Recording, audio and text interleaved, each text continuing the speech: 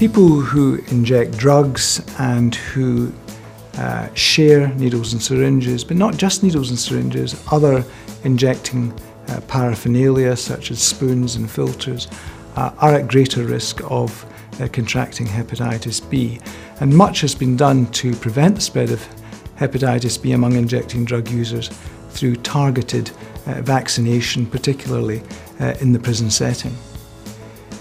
People who change their sexual partners frequently, but more importantly engage in unprotected sexual intercourse, are at greater risk of contracting hepatitis B. And this is, I think, particularly relevant today because more people in the United Kingdom are infected with hepatitis B than ever before, and that means a sexual encounter involving unprotected sexual intercourse is more likely to convey a hepatitis B risk. Inmates of custodial institutions, prisoners are more at risk of contracting hepatitis B because they're more likely to be in close contact with an infected person. They may start to inject drugs in that setting, usually with homemade equipment, and injecting in the prison setting is invariably a shared activity.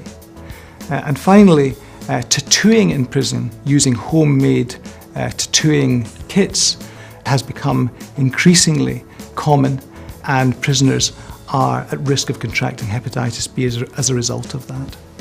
Travellers to endemic areas, travellers who are going to high or intermediate prevalence hepatitis B countries, and by that I mean countries with a prevalence of 2% or greater, are more at risk of contracting hepatitis B, especially if they go to these countries for lengthy periods. They're more at risk if they engage in unprotected sexual intercourse, if they have tattoos in these countries. But if they also require medical attention, they're at greater risk of contracting hepatitis B because healthcare procedures there are not always subject to the same infection control standards that we experience in the United Kingdom. And accordingly, vaccination against hepatitis B is required for such individuals.